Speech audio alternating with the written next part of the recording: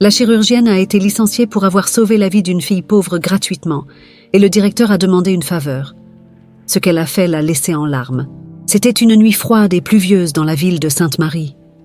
Les lumières de l'hôpital central brillaient intensément, offrant une faible lueur d'espoir à ceux qui cherchèrent de l'aide. Pierre, un homme à l'apparence fatigué et aux yeux désespérés, entra en courant par la porte principale de l'hôpital, portant dans ses bras sa fille de 8 ans, Marie, qui était inconsciente et fiévreuse. « S'il vous plaît, quelqu'un m'aide !» cria Pierre, sa voix résonnant dans les couloirs presque vides. La réceptionniste, une femme d'âge moyen avec une expression dure et un regard impassible, regarda Pierre avec mépris. « Pas d'assurance, pas de soins, » dit-elle, froide et inflexible. « Ce sont les règles. » Pierre sentit le désespoir serrer encore plus fort son cœur.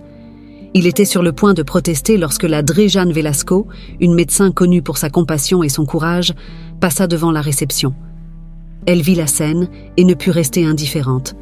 « Quel est le problème ici ?» demanda Jeanne, sa voix chargée d'autorité.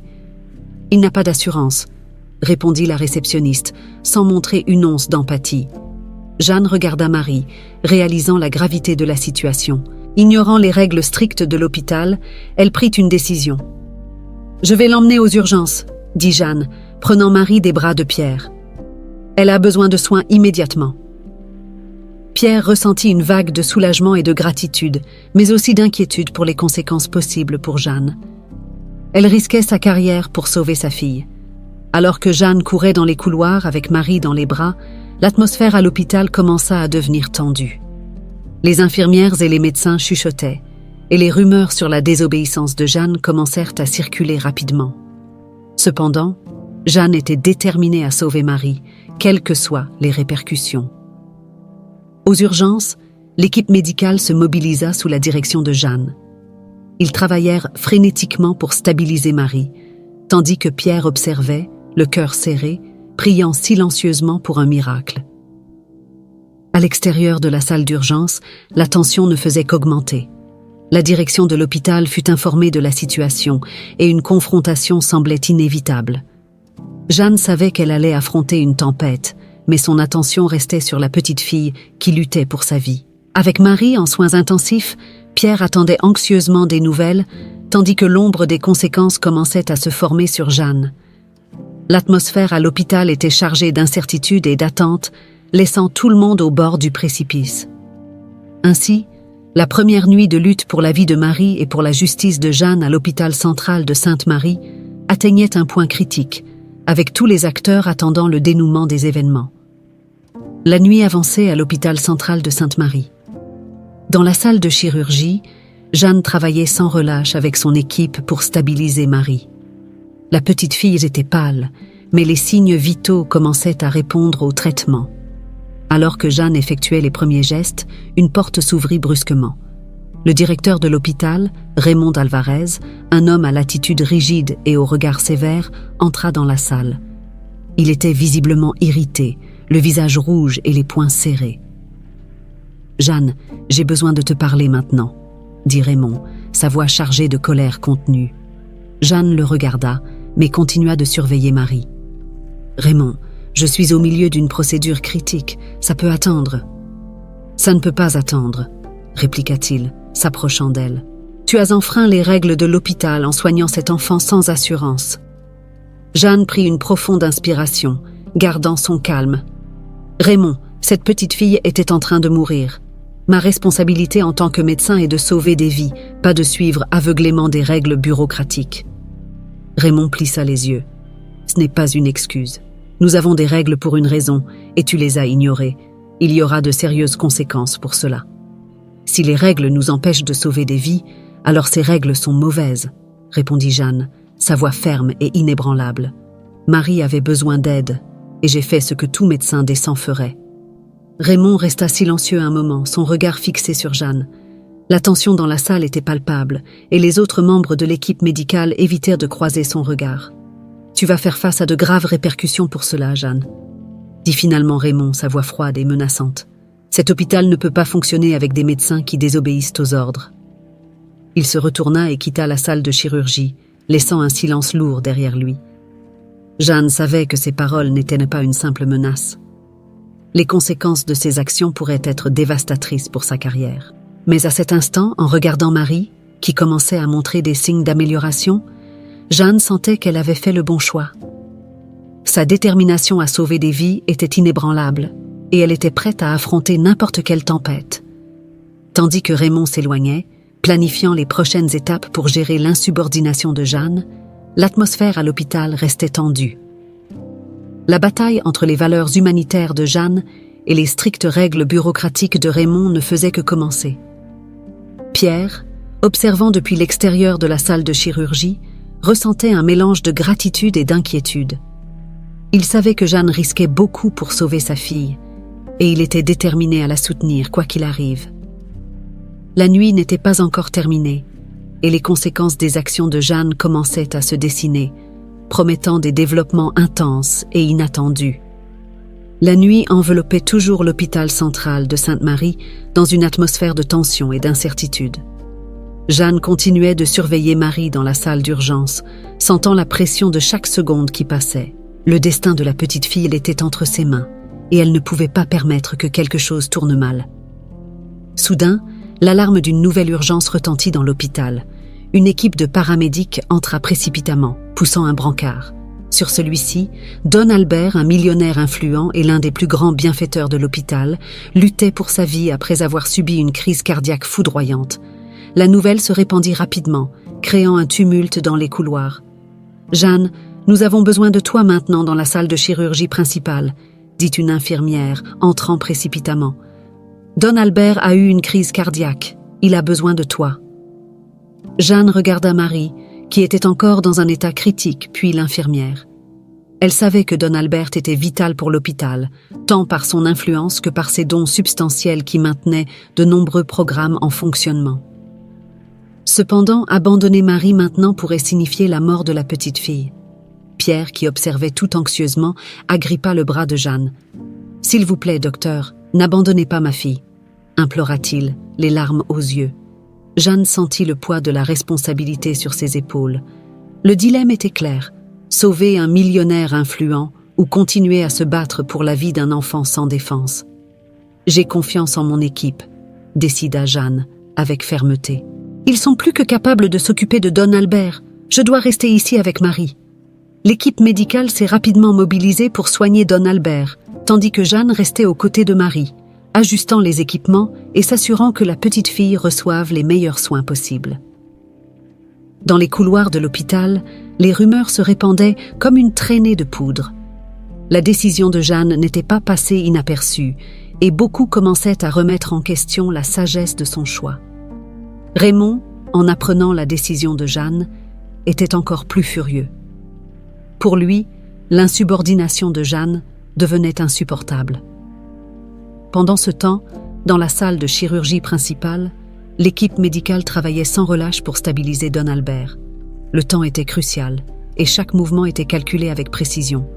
La pression montait, mais l'équipe restait calme et compétente. De retour à la salle d'urgence, Marie commençait à montrer des signes d'amélioration, ses couleurs revenant lentement sur son visage pâle. Jeanne ressentit une vague d'espoir. Peut-être que son choix en valait la peine. Cependant, les conséquences de ses décisions commençaient à se dessiner. Raymond, déterminé à maintenir l'ordre et la discipline à l'hôpital, prévoyait une réunion urgente avec la direction pour discuter de l'insubordination de Jeanne. Tandis que Pierre observait sa fille, son cœur se remplissait de gratitude pour Jeanne, mais il savait aussi que la docteure allait devoir affronter d'immenses défis en raison de sa décision courageuse. L'atmosphère à l'hôpital était chargée d'attente et d'appréhension. Le choix de Jeanne, guidé par son instinct et son engagement envers la vie, scellait son destin. Ce qui allait suivre serait une bataille non seulement pour sa carrière, mais aussi pour la moralité et l'humanité qu'elle chérissait tant. Ainsi, tandis que la nuit se transformait en un nouveau jour, l'hôpital central de Sainte-Marie se préparait à affronter les répercussions d'un choix qui définirait l'avenir de tous les impliqués. Le matin, à l'hôpital central de Sainte-Marie commença avec une ambiance lourde de tristesse et de tension. La nouvelle de la mort de Don Albert se répandit rapidement, non seulement dans les couloirs de l'hôpital, mais aussi dans toute la ville. L'influent millionnaire, un pilier de la communauté, était décédé malgré les efforts de l'équipe médicale. La perte était ressentie par beaucoup, mais la colère de Donna Isabel, sa veuve, était intense et immédiate. Donna Isabel, une femme imposante aux cheveux gris et au regard sévère, arriva à l'hôpital avec une expression de douleur et d'indignation. Elle exigeait justice pour la mort de son mari et ne mâchait pas ses mots en accusant Jeanne de ce qui s'était passé. Sa présence à l'hôpital amplifiait la tension déjà existante. « Cette doctoresse est responsable de la mort de mon mari », déclara Donna Isabel, sa voix résonnant dans les couloirs. « Je demande qu'elle paye pour cela. » Raymond, voyant dans cette situation une opportunité de punir enfin Jeanne pour son insubordination, convoqua une réunion d'urgence avec le conseil de l'hôpital. Les membres du conseil, ébranlés par la perte d'un de leurs plus grands bienfaiteurs, étaient prêts à écouter les accusations. Dans la salle de réunion, l'atmosphère était sombre. Raymond exposa les événements de la nuit précédente, soulignant la décision de Jeanne de prioriser Marie au lieu de Don Albert. Le récit était chargé de réprobation et de mépris. « Jeanne a désobéi aux règles de l'hôpital », dit Raymond, regardant directement les membres du conseil. « Et maintenant, un homme important pour notre communauté est mort. » Jeanne, assise sur la chaise en face du conseil, resta ferme. Elle savait que ses actions avaient été motivées par le désir de sauver une vie, mais la perte de Don Albert était un coup dévastateur. « J'ai fait ce que je croyais être juste », dit Jeanne, sa voix calme mais déterminée. « Marie était au bord de la mort et mon équipe est hautement compétente. Leur faire confiance était une décision basée sur leurs compétences, non sur la négligence. » Donna Isabel interrompit, sa voix tremblant de colère. « Mon mari faisait confiance à cet hôpital, et maintenant il est mort à cause de votre arrogance, doctoresse Jeanne. » Les membres du conseil murmuraient entre eux, clairement divisés. Certains admiraient le courage et l'éthique de Jeanne, tandis que d'autres ressentaient la pression de la colère de Donna Isabel et de l'influence de Raymond. Après une longue délibération, la décision fut prise. Jeanne serait officiellement licenciée. La nouvelle de son licenciement fut reçue avec choc et indignation par certains collègues, tandis que d'autres y voyaient une action nécessaire pour maintenir l'ordre à l'hôpital. En sortant de la réunion, Jeanne sentit le poids du monde sur ses épaules. Elle était maintenant la cible des critiques publiques et de la colère implacable de Donna Isabel. La communauté médicale était divisée. Certains la soutenaient en silence, tandis que d'autres prenaient leur distance, craignant des représailles. Pierre, qui était resté à l'hôpital tout ce temps, attendait Jeanne dans le couloir. Quand il la vit sortir de la réunion, il s'approcha avec une expression de gratitude et de tristesse. « Docteur Jeanne, je suis désolé pour ce qui s'est passé, » dit-il, sa voix pleine d'émotion. « Mais sachez que Marie est en vie grâce à vous. Je ne pourrai jamais assez vous remercier. » Jeanne esquissa un faible sourire, essayant de trouver un peu de réconfort dans les mots de Pierre. Cependant, la réalité de sa situation était écrasante. Elle était seule et désemparée, avec sa carrière et sa réputation en lambeaux.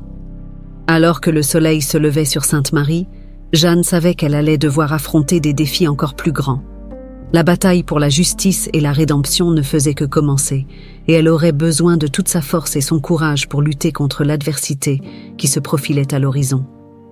Les jours qui suivirent le licenciement de Jeanne furent sombres et difficiles. Sans emploi et sous une pression sociale écrasante, elle se sentait de plus en plus isolée. Les nouvelles de la mort de Don Albert et les accusations contre Jeanne résonnaient dans toute la ville, ternissant sa réputation et mettant en doute son éthique professionnelle. Pierre, encore reconnaissant pour la vie de sa fille Marie, ne pouvait s'empêcher de se sentir responsable de la situation de Jeanne.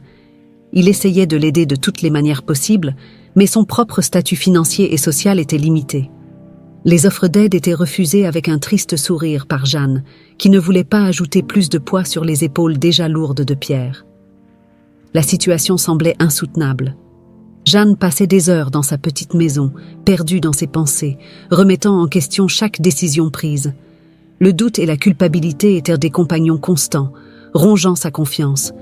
Puis, au milieu de ce chaos, un nouveau défi se présenta de manière abrupte et inattendue. La fille de Raymond, Anne, une jeune de 16 ans, eut un grave accident. Une voiture l'avait percutée alors qu'elle traversait la rue, lui causant de multiples fractures et des hémorragies internes critiques. L'ambulance l'amena en urgence à l'hôpital central de Sainte-Marie, où l'équipe médicale évalua rapidement la gravité de son état.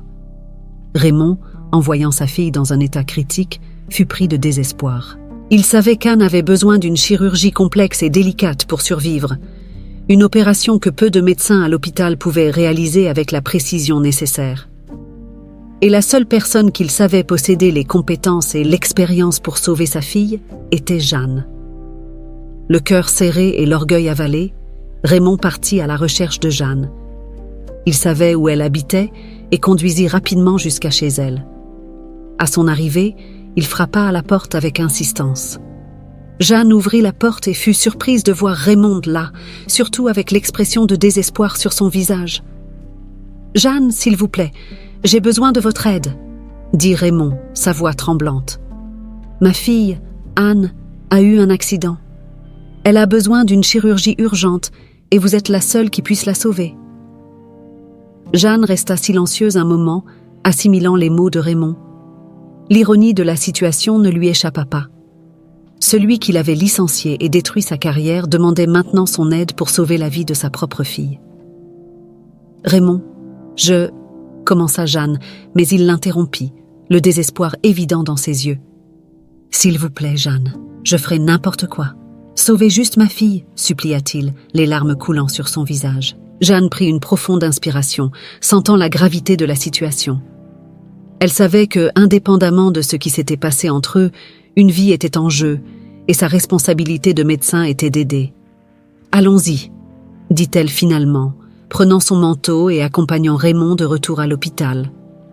La nouvelle que Jeanne avait accepté de réaliser la chirurgie sur Anne se répandit rapidement à l'hôpital central de Sainte-Marie. L'atmosphère était chargée de tension et d'attente alors que tout le monde se préparait pour l'opération. L'équipe médicale connaissait la complexité du procédé et la pression supplémentaire sur Jeanne qui était déterminée à sauver la fille de Raymond. Avant d'entrer dans la salle de chirurgie, Jeanne prit un moment pour réfléchir. Son éthique médicale et son engagement envers la vie la poussèrent à accepter le défi, malgré tout ce qui s'était passé. Elle savait que c'était une occasion de réaffirmer son intégrité en tant que médecin et de prouver que ses actions avaient toujours été guidées par le désir de sauver des vies. L'opération commença et la complexité du cas exigeait toute l'habileté et la concentration de Jeanne. La salle de chirurgie était silencieuse, à l'exception des sons des moniteurs et des instruments chirurgicaux. Chaque mouvement de Jeanne était précis, chaque décision prise avec confiance.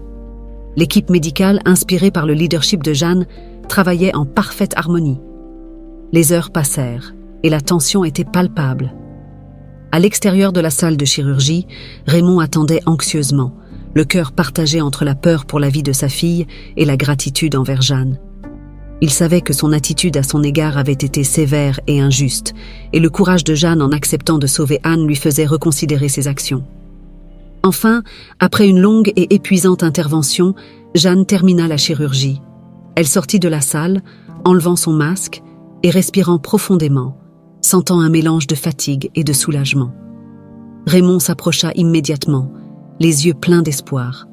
« L'opération a été un succès », dit Jeanne, sa voix ferme malgré la fatigue.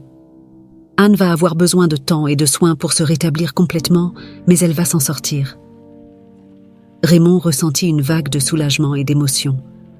Il s'approcha de Jeanne, les larmes de gratitude coulant sur son visage. « Jeanne, je n'ai pas de mots pour te remercier. Tu as sauvé la vie de ma fille. Je suis désolée pour tout ce qui s'est passé. Je promets que je ferai tout ce qui est en mon pouvoir pour t'aider à revenir à l'hôpital. » Jeanne acquiesça simplement, sachant que les mots de Raymond étaient sincères, mais que le chemin vers sa rédemption et son retour à l'hôpital serait difficile. L'influence de Donna Isabel et la décision du conseil restaient des obstacles considérables. Dans les jours qui suivirent, la récupération d'Anne fut lente mais régulière. Raymond, fidèle à sa promesse, commença à travailler pour renverser la décision du conseil. Il savait qu'il devrait affronter la colère de Donna Isabel et convaincre les membres du conseil que le licenciement de Jeanne avait été une erreur. Donna Isabel, encore submergée par la douleur et le ressentiment, résistait à l'idée de toute clémence pour Jeanne. Elle utilisait toute son influence pour maintenir la décision du conseil et s'assurer que Jeanne ne revienne pas à l'hôpital. La division dans la communauté médicale et dans la ville de Sainte-Marie rendait la situation encore plus complexe. Pendant ce temps, Jeanne continuait sa vie, affrontant les difficultés avec dignité et résilience. Elle savait que la lutte pour la justice et la rédemption serait longue, mais elle était déterminée à ne pas abandonner. L'opération réussie d'Anne avait ravivé sa confiance et son but, et elle était prête à affronter n'importe quel défi à venir. Raymond, motivé par la gratitude et le désir de réparer ses erreurs, commença à chercher des alliés parmi les membres du conseil et la communauté médicale. Il savait que la tâche ne serait pas facile, mais il était déterminé à faire tout ce qui était nécessaire pour aider Jeanne à retourner là où elle appartenait. Ainsi, tandis qu'Anne se rétablissait sous les soins attentifs de sa famille et des médecins, la bataille pour la justice et la rédemption de Jeanne continuait. L'avenir était encore incertain, mais le courage et la détermination de Jeanne étaient plus forts que jamais, et la lutte pour ce qui était juste ne faisait que commencer. Raymond ne se reposa pas avant d'avoir tenu sa promesse. Après de nombreuses réunions et accords avec le conseil, il réussit finalement à convaincre les membres de réembaucher Jeanne, mais à la condition qu'elle soit sous stricte surveillance. Le retour de Jeanne à l'hôpital central de Sainte-Marie fut marqué par des sentiments mitigés parmi les collègues et les patients. En entrant à nouveau dans les couloirs de l'hôpital, Jeanne ressentit un mélange de soulagement et d'appréhension. Certaines personnes la saluèrent chaleureusement, reconnaissant son courage et son dévouement. D'autres la regardaient avec méfiance, influencées par les rumeurs et les tensions passées. Elle savait que reconquérir la confiance de tous serait un défi. Déterminée à prouver que son dévouement à la médecine était inébranlable, Jeanne se plongea dans le travail. Ses journées étaient longues et épuisantes, mais elle affrontait chaque tâche avec la même passion et le même engagement qui avait toujours guidé sa carrière. Peu à peu, certains membres de l'équipe commencèrent à reconnaître ses compétences et son intégrité. Alors qu'elle se consacrait aux soins des patients, Jeanne commença à remarquer certaines irrégularités dans le fonctionnement de l'hôpital. Les documents financiers ne semblaient pas en ordre, et il y avait des décisions administratives qui n'avaient pas de sens. Ces anomalies éveillèrent de sa curiosité et son inquiétude. Pendant ces pauses, Jeanne commença à enquêter discrètement. Elle passait en revue les dossiers, parlait aux employés et observait attentivement les opérations quotidiennes de l'hôpital. Plus elle approfondissait ses recherches, plus Jeanne soupçonnait une corruption au plus haut niveau de l'administration de l'hôpital. Un soir, après une longue journée de travail, Jeanne se rendit aux archives de l'hôpital. Elle avait obtenu l'accès à certains documents qui éveillèrent encore plus ses soupçons.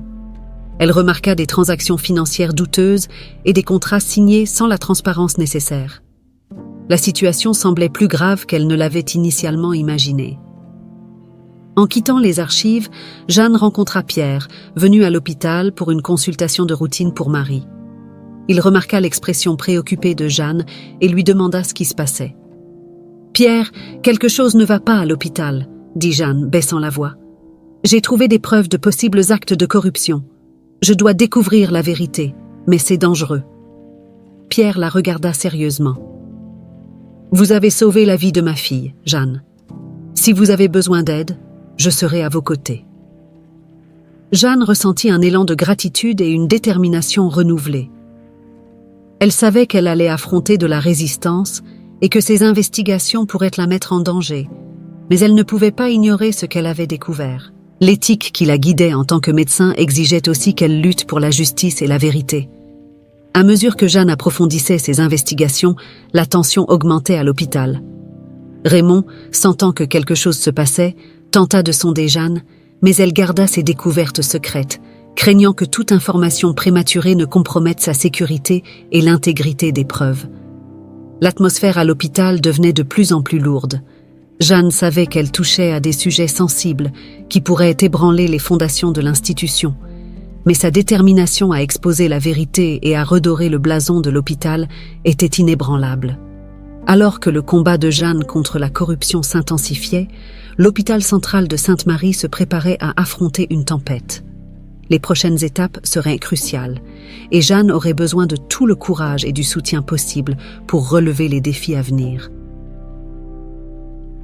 Les jours à l'hôpital central de Sainte-Marie devenaient de plus en plus tendus à mesure que Jeanne approfondissait ses recherches.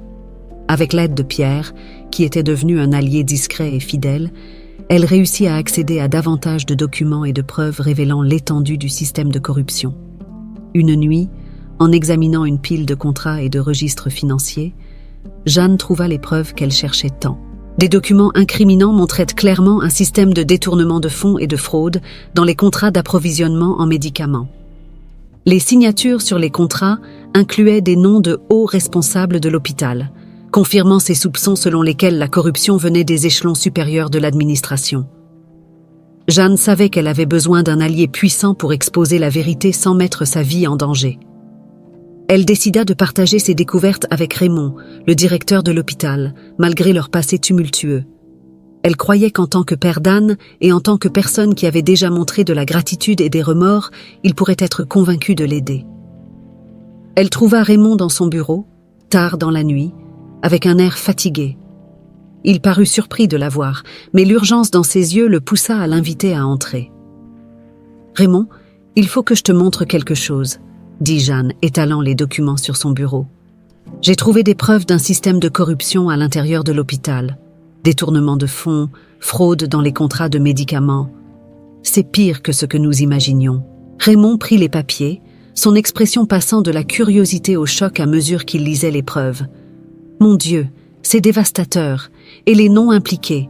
Comment allons-nous exposer cela sans risquer nos vies ? » « Nous avons besoin d'un plan soigneusement réfléchi, » répondit Jeanne. « Nous devons rassembler toutes les preuves et nous assurer qu'elles soient entre de bonnes mains avant de faire quoi que ce soit.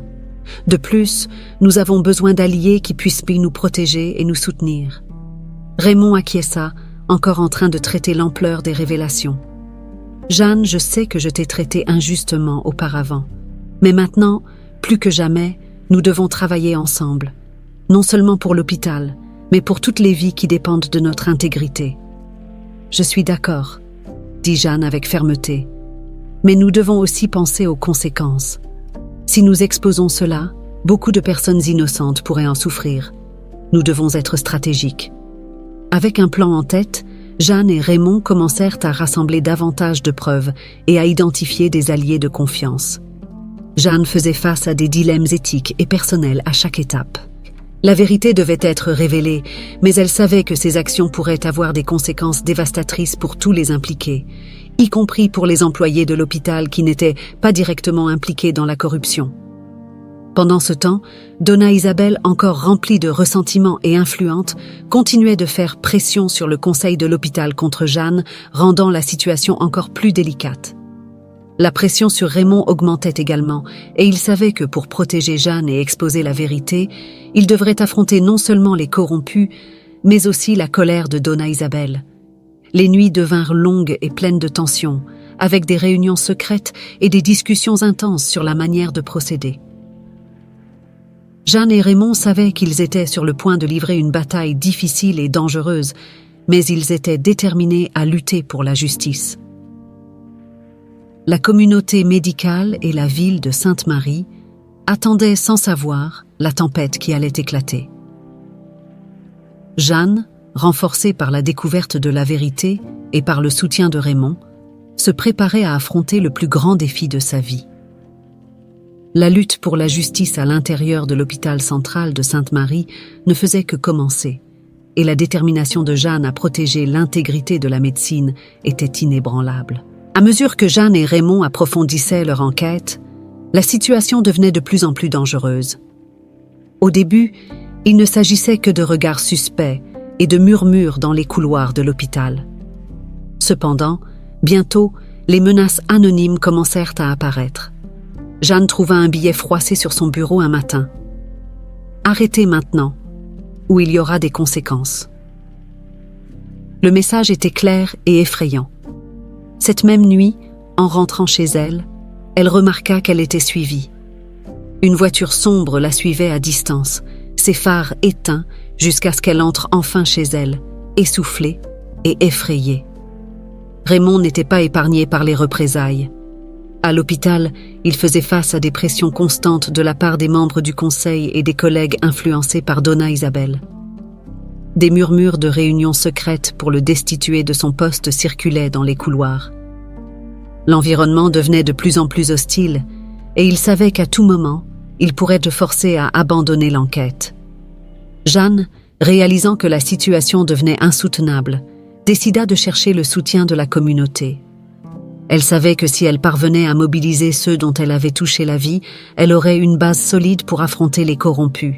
Elle rendit visite aux patients qu'elle avait sauvés et à leurs familles, leur expliquant la situation et demandant leur aide.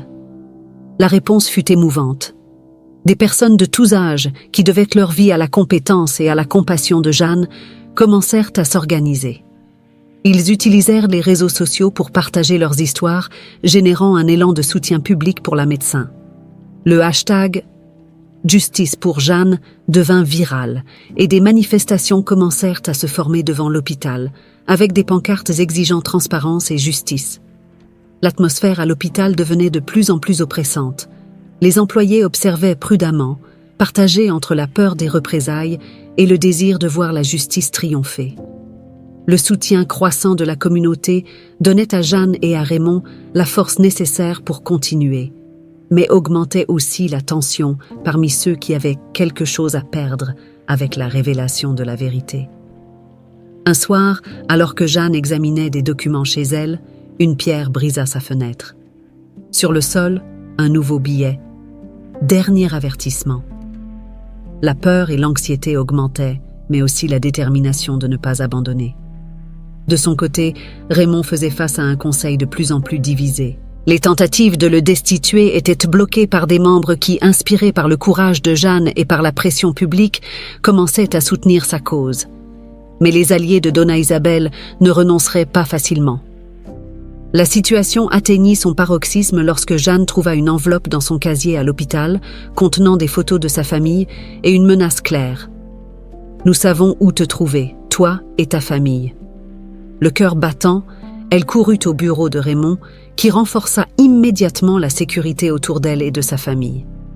Avec le soutien public grandissant, Jeanne savait que la bataille était loin d'être terminée, mais qu'elle avait maintenant une armée de personnes à ses côtés, prêtes à se battre pour la justice. La tension à l'hôpital était palpable, et tout le monde attendait avec impatience le dénouement des événements. La vérité était sur le point d'être dévoilée, et le courage de Jeanne et de Raymond allait être mis à l'épreuve. Alors que la pression augmentait et que les menaces devenaient plus dangereuses, Jeanne et Raymond savaient qu'ils ne pouvaient pas abandonner. L'intégrité de l'hôpital central de Sainte-Marie et de nombreux patients qui dépendaient de ses services dépendaient d'eux. La bataille pour la vérité et la justice atteignait son apogée, et chaque mouvement serait crucial dans la lutte contre la corruption qui gangrenait le cœur de l'hôpital. Les jours suivants furent marqués par une mobilisation croissante. L'intégrité et le courage de Jeanne avaient profondément touché la communauté de Sainte-Marie. Les patients, amis et familles se rassemblèrent, organisant des manifestations en soutien à la médecin qui avait sauvé tant de vies. Les rues devant l'hôpital central de Sainte-Marie commencèrent à se remplir de manifestants. Des pancartes et des banderoles réclamaient justice et transparence. Les histoires des patients dont Jeanne avait transformé la vie étaient partagées avec émotion, tirant des larmes aux spectateurs. La solidarité était palpable et la communauté était déterminée à faire la différence. Les médias locaux, puis nationaux, commencèrent à couvrir l'affaire. Des journalistes interviewaient des manifestants, d'anciens patients de Jeanne et des membres de la communauté qui soutenaient la cause. Le hashtag de Justice pour Jeanne devenait un mouvement puissant sur les réseaux sociaux, attirant l'attention sur les injustices subies par la médecin et exposant les défaillances et la corruption au sein de l'hôpital. Jeanne, malgré les menaces et la pression, se sentait renforcée par le soutien. Elle savait qu'elle n'était plus seule. Sa cause était devenue celle de beaucoup d'autres, et ensemble, ils formaient une force qui ne pouvait être ignorée. Les mots d'encouragement et les démonstrations de soutien public lui donnèrent le courage nécessaire pour continuer à se battre. À l'intérieur de l'hôpital, la pression publique commençait à produire ses effets. Le Conseil, autrefois uni contre Jeanne, se voyait maintenant obligé de reconsidérer ses positions. La présence constante des médias et les manifestations populaires mettaient en péril leur propre réputation et poste. L'influence de Donna Isabel, bien que toujours significative, commençait à s'affaiblir face à l'opinion publique. Raymond, sentant le vent tourner, intensifia ses efforts pour rassembler plus de preuves et d'alliés. Il savait que le moment était crucial. Lors de réunions avec le Conseil, il plaidait passionnément pour la nécessité de transparence et d'intégrité. « Nous devons restaurer la confiance de la communauté dans cet hôpital », disait-il. « Et cela ne sera possible que si nous sommes honnêtes et que nous corrigeons nos erreurs. » Les tensions atteignirent leur paroxysme lorsqu'une grande manifestation fut organisée devant l'hôpital. Des centaines de personnes y participèrent, tenant des bougies et des pancartes, lors d'une veillée pacifique pour la justice. Les médias étaient présents en grand nombre, diffusant en direct les discours émouvants des patients et des soutiens de Jeanne. Pendant la veillée, Jeanne monta sur la scène improvisée. Elle regarda la foule, ressentant un mélange de gratitude et de responsabilité. « Merci à tous d'être ici », commença-t-elle, sa voix ferme mais émue. « Cet hôpital est un endroit où des vies sont sauvées. Mais pour que cela continue, nous avons besoin d'intégrité, de transparence et de justice. Je ne me bats pas seulement pour moi, mais pour vous tous. Ensemble, nous pouvons faire la différence. » Les paroles de Jeanne résonnèrent profondément dans la foule. La veillée se transforma en un cri unanime pour le changement. La pression sur le Conseil atteignit un niveau insoutenable. Face à une insatisfaction publique croissante et à la menace d'enquête plus approfondie, le Conseil de l'hôpital céda finalement. Une réunion d'urgence fut convoquée. Sous la pression croissante de l'opinion publique, des médias et des manifestants, le Conseil décida de suspendre les mesures contre Jeanne et d'initier un audit complet des finances et des opérations de l'hôpital. Raymond, désormais un défenseur déclaré de Jeanne, fut nommé pour diriger l'enquête interne. La décision fut accueillie par des applaudissements et des célébrations devant l'hôpital. Jeanne, bien que soulagée, savait que la bataille était loin d'être terminée. Mais le soutien de la communauté et la visibilité croissante de l'affaire signifiaient que la justice était plus proche que jamais. L'atmosphère à l'hôpital central de Sainte-Marie commençait à changer. La présence des médias et la pression publique garantissaient que l'audit serait mené de manière juste et transparente. La lutte de Jeanne s'était transformée en un mouvement pour la justice et l'intégrité, non seulement pour elle, mais pour toute la communauté. Et alors que les premiers rayons d'espoir commençaient à apparaître, Jeanne et ses alliés se préparaient aux défis à venir. Le jour du jugement public arriva enfin, et la ville de Sainte-Marie était en ébullition.